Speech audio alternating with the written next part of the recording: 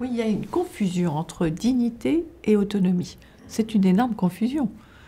Dans ce cas-là, si vraiment on va plus loin, on se dit, ben alors, toutes les personnes qui n'ont plus d'autonomie, les handicapés, les enfants, les bébés, les, euh, les malades, les personnes atteintes de la maladie d'Alzheimer, toutes ces personnes ne seraient pas dignes.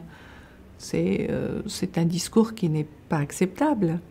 Donc, effectivement, aujourd'hui, on a une tendance à confondre dignité et autonomie.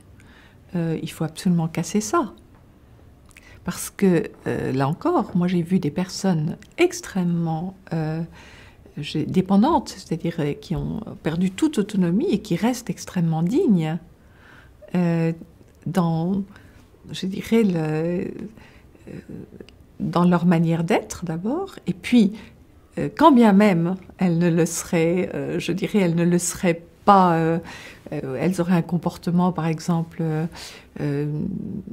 pénible ou difficile, il ne faut pas oublier quand même que la dignité, c'est autre chose que simplement ce que l'on voit. Kant nous a, enfin, l'impératif kantien est quand même, il fonde toutes nos sociétés, tous les droits de l'homme.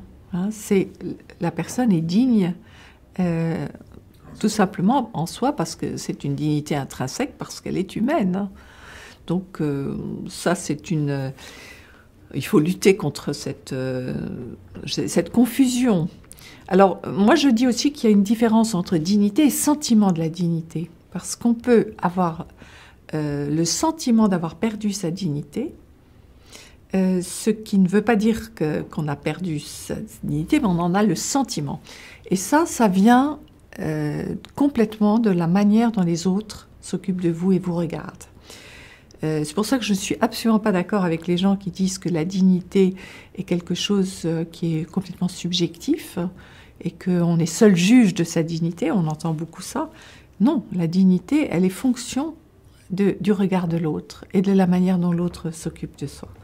Et j'ai vu des personnes qui avaient le sentiment d'avoir perdu leur dignité la retrouver complètement à partir du moment où ceux qui s'occupaient d'elles le faisaient avec tact, avec respect, avec chaleur, avec tendresse, et qu'ils avaient l'impression tout d'un coup d'exister et d'avoir leur place dans ce monde.